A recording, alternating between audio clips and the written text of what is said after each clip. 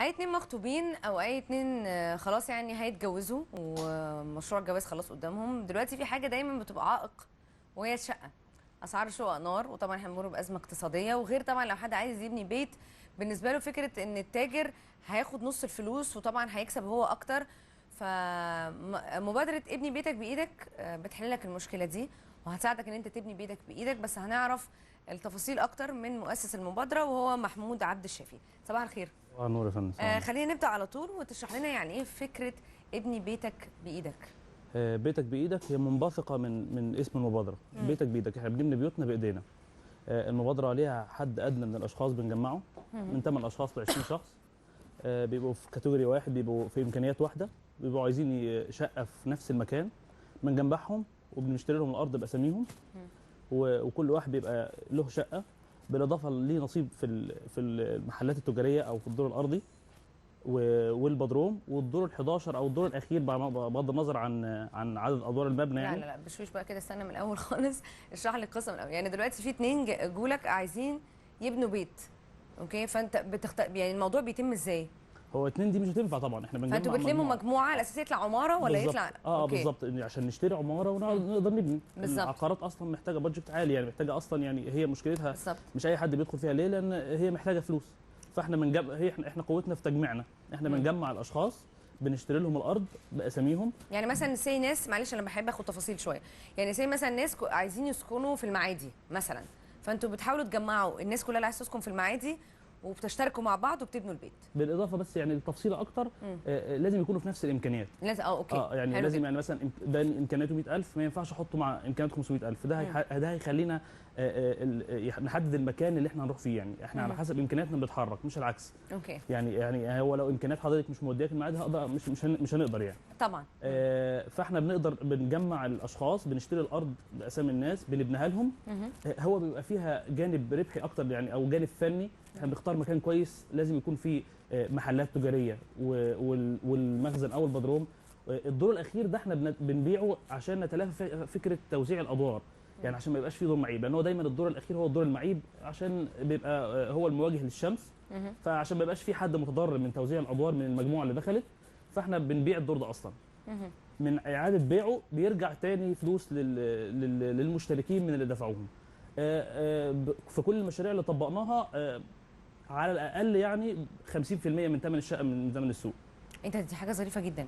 يعني الفكره نفسها كمان، انا بدفع فلوس عشان يتبني لي بيت وبيرجع لي فلوس بعد كده. بالظبط. اوكي.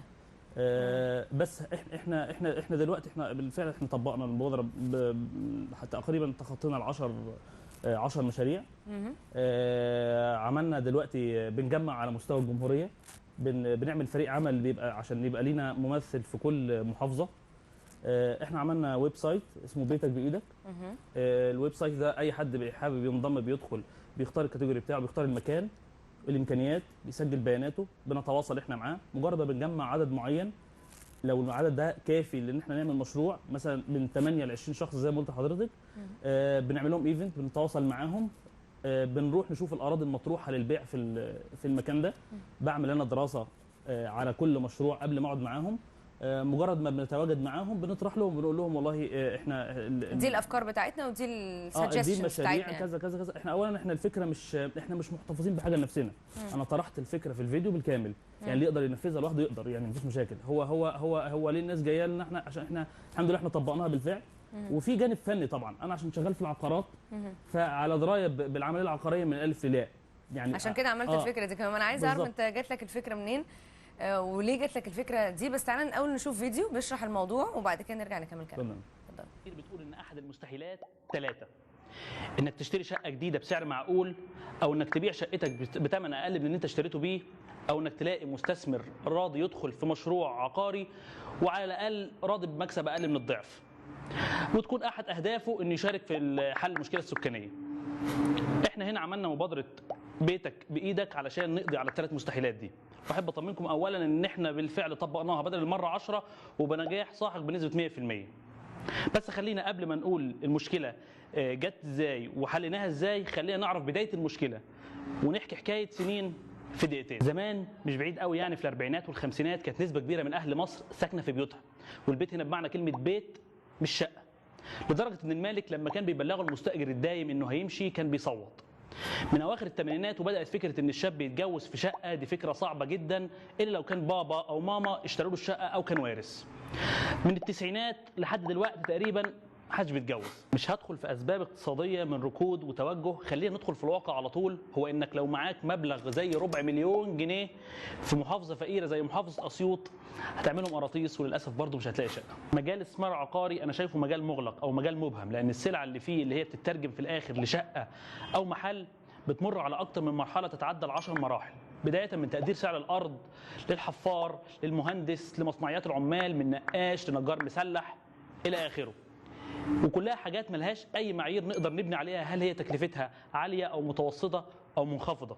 يعني مثلا لو يوميه النقاش النهارده كانت 50 جنيه من بكره بقت ب 80 جنيه، سواء انت راضي او مش راضي ده مش هيغير من الواقع في شيء. ويكفيك واحد بس من الدايره اللي فاتت دي ما يكونش امين هيغلي لك ثمن الشقه في الاخر من 5 ل 10% على الاقل. لو قسمنا الناس اللي بتشتري شقق لعده دوائر هيبقى اصغر دايره عندنا اللي هي دايره المشتري العادي، وده في الغالب شخص ما عندوش اي خبره لانه ما صدق جمع فلوسه اصلا، فبيضطر يثق في اي حد لان هي معامله او معاملتين في حياته فما بيحسبهاش. اما بقى لو تمم اكتر من 4 أو 5 معاملات فده دخل في الدايره اللي بعدها اللي هي دايره تجار. رجعنا لكم مره ثانيه على الهواء مباشره وبنكمل مع السيد محمود عبد الشافي مؤسس مبادره بيتك بايدك. لو هنكمل بقيه الفيديو عشان احنا خدنا جزء منه، كان بقيه الفيديو هتتعرض لايه او تستعرض ايه؟ احنا عملنا حطينا مثال بالفعل احنا طبقناه في محافظه زي محافظه اسيوط، ومحافظه اسيوط دي مثال عشان انا اصلا من اسيوط فبدات بيها يعني، لكن احنا طبقنا في اكتر من محافظه يعني. المثال ده كان قطعه ارض اشتريناها ب 240 متر، اشتريناها ب 6000 جنيه المتر، يعني كانت تقريبا عامله 1,440,000. المباني بالمباني كانت تقريبا المشروع كله هيكلف 2,700,000. احنا قسمنا الموضوع ده على 8 اشخاص، فكان تقريبا قيمه السهم كله تقريبا يعني 300,000 تقريبا. بيطلع لكل واحد من المشتركين شقه 120 متر صافي، بالاضافه لنصيبه في المحلات، بالاضافه لنصيبه في الدور الاخير. نتاج اعاده بيع الحاجات دي بقى الشقه وقعت عليه ب 127,000 جنيه، في حين ان هي في نفس المكان في نفس الوقت اللي احنا بنتكلم فيه اقل ثمن ليها 300,000. يعني احنا بنتكلم في تكلفه اقل من النص، وده في منطقه ما تعتبرش تجاريه قوي. يعني احنا لو اخترنا مكان، احنا في احد المشاريع الناس رجعت لها فلوسها وعليها 50,000. يعني كان في احد المشاريع كان السهم فيه قيمته 500,000، الناس رجعت لها خدت شقه 120 متر وعليها 50,000. فهي برضو زي ما قلت لحضرتك هو اقصى حاجه، حتى لو حد مش ملم قوي بالمجال العقاري او ما اختارش صح هتلاقيه برضو ب 50% اللي هي التكلفه. اصل هو التاجر زي ما قلنا في الفيديو مش هيركن 2 3 مليون لمده سنه علشان خاطر في الاخر ياخدوا 30%. ما هو كان ممكن يحطهم في اي مصلحه ثانيه او بنك او اي حاجه وخلاص. التاجر فعلا ما كانش ال 2 مليون هيرجعوا له 5 مليون مش هيشتغلش. احنا احد المشاريع بتاعت اسيوط ده، المشروع اللي احنا بنتكلم فيه في اسيوط اخر مشروع احنا طبقناه ده كان سعر متر الشقه فيه 5000 جنيه، بيتباع ب 5000 جنيه في نفس الشارع، وقع للناس اللي اشتركت فيه ب 1700 جنيه. المشروع كان اجمالي بيعه لو هنشتريه احنا من تاجر 9 مليون جنيه، وده كان اقل سعر في السوق. 9 مليون جنيه اجمالي ثمن البرج، احنا وقع علينا ب 4 مليون جنيه بالتقسيط على سنه ونص. يعني هو كان يعني لو تاجر او لو انا تاجر لو حبيت اعمل الكلام ده هدفع ال 4 مليون وبالتقسيط وهاخدهم 9 مليون في سنه. طب محمود انت جات لك الفكره منين وليه؟ انا شغال في المجال العقاري، عندي اسست شركه التسويق والاستثمار العقاري في متخصصين شويه في التسويق من 2008. انا اصلا محامي وده مجالي. طبعا انا عشان عندي شركه استثمار وتسويق، فانا تقريبا دايره التلقي بتاعت انا مركز التلقي بتاع كل اللي شغال في مجال الاستثمار العقاري، بمعنى اللي عايز يبيع ارض فبيجي عندي، والصنايعي معلش اللي عايز يشتغل فبرضه بيجي يسالني، والمهندس اللي بيدور شغل بيجي، وفي الاخر المستثمر اللي عايز يبيع فبيسوق عندي. بالظبط. فبقى عندي درايه بتكلفه كل حاجه، كل حاجه. حطيت الكلام ده كله قدامي، شفت سعر الارض وشفت تكلفه الحاجه، فوجئت باللي في الاخر بيكسبوا المستثمر. انا كنت واحد من الناس اللي كان ممكن اروح اشتري. طبعا انت مالكيش انك تناقشي اصلا سعر متر الشقه بكام، لان انت اصلا مش على درايه بالموضوع. بالظبط، يعني مش هيبقى اهتمامك، يعني ما حدش عارف يضحك عليكي في جرام الذهب. جرام الذهب ده سعر معلن، رغم انه برضه بيحتاج رؤوس اموال طائله زيه زي العقارات ما كانش اكتر، لكن ما حدش عارف يضحك عليكي فيه، لان انت عارفه هو اصلا تكلفته كام.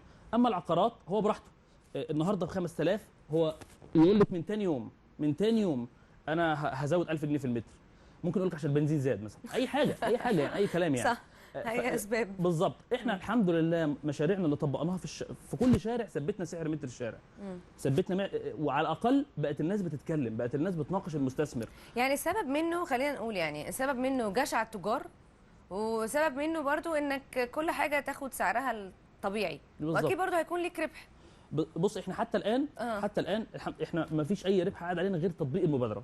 انا اريد ده شغلي، انا اصلا شغال في العقارات. حتى الان انا نجاحي في ان المبادره تطبق، والا انا قلت انا كان ممكن احتفظ بجزء معين ترجعوا لي فيه. لا، الفيديو شارح المشروع كله بالكامل، اي حد عايز، واحنا الحمد لله اي حد بيحاول بنساعده. ده يمكن ده اللي قاله لي استاذ محمود قبل قلت له انا اتفرجت على الفيديو وشفت المبادره، فقال لي انا فعلا طرحت المبادره في فيديو مش عشان بس الناس تعمل الموضوع ده من خلالي او من خلال شركتي او من خلال المبادره اللي بقدمها، لا ده ممكن اي حد يطبقه ويكون فاهم كويس قوي. نشكرك ميرسي. لا العفو. طيب خليني اقول، بتحتاج عدد قد ايه عشان المبادره تكمل او عشان مشروعك يبقى كامل تقريبا؟ يعني على حسب المكان طبعا. هنقول حد ادنى، اديني مثال مثلا، حد ادنى من 8 اشخاص ل 20 شخص. طبعا في مشاريع اصلا ممكن يعني تستوعب لحد 40 شخص. احنا في احد المشاريع عملناها هنا في القاهره في فيصل، متفرع كده شارع من فيصل، كان عدد المساهمين فيه 44. بيبقى العماره كامله يعني وفيها كام شقه يعني يعني على حسب عرض الشارع هو اللي بيحكمني ايه مساحه الارض بعرض الشارع. مساحه الارض دي هتديني المسطح، يعني مثلا لو 500 متر، المشروع ده كان 500 متر، فبناء على ال 500 دي لو قسمناها على 100 متر هيبقى عندي 5 اشخاص في الدور. كان عرض الشارع 24 متر، فهي يسمح لي باقصى ارتفاع اللي هو ارضي 11 دور. عندي الدور التجاري ده احنا هنبيعه، والدور الاخير ده فانا عندي 10 ادوار سكنيه، دول بيقسموا طبعا على هنضربهم في 5 يبقى عندي 50 شخص يقدروا يشاركوا في المشروع ده، وهكذا. في مشاريع 200 متر فبتحكمني 200 متر مثلا في 6 ادوار، فيبقى عندي 12 شخص يقدروا يشاركوا. فهو كل مشروع على حسب عرض الشارع والقطع الارض المتاحه في البلد. احنا اللي بيواجهنا ايه دلوقتي حاليا، او احنا ايه اللي خلى اصلا المشروع يجي وينجح، ان اصلا مجال العقارات عامه او السوق الاستثمار العقاري عامه متروك للقطاع الخاص اصلا. يعني هو الدوله ما بتتحكمش فيه، كله متروك للقطاع الخاص بما فيها المدن الجديده. لو بصيت حضرتك على المدن الجديده، اي مدينه ناجحه فهي اللي بيعمل فيها المستثمر المول الواو والكومباوند الواو، وبناء عليه بتلاقي في الاخر مساكن الشباب اللي بتعملها الدوله مرميه في اخر الدنيا ما حدش بيسكن فيها. صح. فهو اصلا علشان متروك للقطاع الخاص. احنا بقى استغلينا القطاع الخاص، احنا بنستفيد منه، هو اللي على السعر، فانا بستفيد منه. مش انت عليت سعر المتر هنا تجاري، انا في الاخر بستفيد انا منه. خدت حاجتي بسعر تكلفه من غير ما الجا لك، وانت اللي عليت سعر المتر، فانا بكسبه، وهو بناء عليه دلوقتي مش بيبيع. احنا في كل المشاريع اللي احنا عملناها دلوقتي. انتوا عملتوا كام مشروع لحد دلوقتي؟ احنا حتى الان دلوقتي 10 خلصوا وفي 3 شغالين دلوقتي لسه ان شاء الله بنجمع فيه. لا هو احنا عندنا عدد المسجلين حاليا حتى الان الحمد لله، يعني على في خلال الشهر اللي فات بس على السايت حوالي تخطى 7,500 مشارك على مستوى المحافظات. طبعا انا بس مشكلتي حاليا ان انا شغال بايدي، يعني بشتغل بشخصي. المجال مش صعب تلاقي حد يفهم فيه، يعني تسندي له ان هو يبقى يد ثانيه ويد ثالثه، فبضطر انا اسافر المحافظه دي اشوف الارض واشوف ورقها. طبعا مفيش حد هياخد باله من شغلك غيرك. طبعا يعني. احنا بالظبط. هو طبعا لو كانت بس انت المنوط عليك بقى انك تجيب كل حاجه، المهندس المعماري بالكرو بتاعه او بالعمال اللي معاه بكل حاجه، وبتسلمني الشقه في الاخر. بالزبط. يعني انا كمستثمر هاجي لك الخطوات اللي هتقولها لي. انا دلوقتي انا عايزه ابني بيتي، هاجي لك هتقعد معايا هتقولي ايه بالظبط؟ شوف حضرتك، احنا الاول احنا لازم يكون الارض مطروحه عندي. يعني بالظبط الارض مطروحه. احنا بنراجع اوراقها. طبعا ده مش معنى ان احنا رجعنا اوراقها ان هي فرض على الاشخاص. لا، احنا بنراجع اوراقها مبدئيا عشان انا ما بذلش مجهود على الفاضي. مش عشان اقول له هو ايا كان، معلش كل واحد لازم ياخد ضماناته. طبعا بندي صور اوراق للناس كلها، كل واحد بيراجعها عند المحامي الخاص بيه براحته. اللي حابب يشارك بقى بيجي بيشتري يعني خلاص انا عرفت ان اتجمعوا ال10 او ال15 او ايا كان العدد اللي احنا عايزينه. عماره بتتبني، الشقق بتخلص، بنشتري الارض الاول. بنشتري الارض، بص حضرتك، حته المهندس او حته المقاول اللي هيبني، احنا ده ما استقطعناهوش، هو ده كده كده موجود، طبعا تكلفته موجوده. طبعا. انا مش مهندس او انا فلازم اجيب مهندس. بس طبعاً. احنا فكره احنا بنروح لمهندس استشاري هندسي، كان دكتور جامعه او ايا كان، عشان نتاكد تماما من الاشراف مظبوط. المقاول لازم يكون ليه سابقه اعمال كويسه. احنا كل ده ما جيناش ناحيته، احنا اللي استقطعناه بعد كده هو مكسب المستثمر، مكسب التاجر اللي ما بقاش حته 2 مليون ترجع له 3 مليون في سنه، دي ما بقتش. في حاجه مهمه، ان هو اصلا مش بترجعوش في سنه. دلوقتي من كتر لان المجال العقار او العقارات عامه هي امن حاجه حاليا، لان هي الاكثر استقرارا من الذهب، من العمله، من كله، فكله بيلجأ لها. حتى اللي مش فاهم ممكن يشتري بزياده لمجرد ان فلوسه ما تتحطش في بنك. بالظبط. قيمه الجنيه بتقل والفجوه بتزيد ما بين الجنيه وما بين العقارات، يعني سعر العقار بيزيد وفي نفس الوقت قيمه الجنيه بتقل. يعني اللي تعرفي تشتريه النهارده ب 100,000 انت ممكن ما تعرفيش تشتريه بكره ب 150,000. فكله بيلجأ للعقار حتى ولو بثمن اغلى، نتيجه العرض القليل الناس غصب عنها بتشتري. فانت بتسلمني، بس عشان عايزه اعرف، انت بتسلمني الشقه، انا كواحده عايزه يعني ابني بيت او تبني لي بيتي، فانت بتسلمني الشقه مش شطبه. بشوفي حضرتك، احنا كل مشروع على حسب، في مشاريع احنا بنسلم يعني هي تكلفه انا بعمل لهم المقايسه.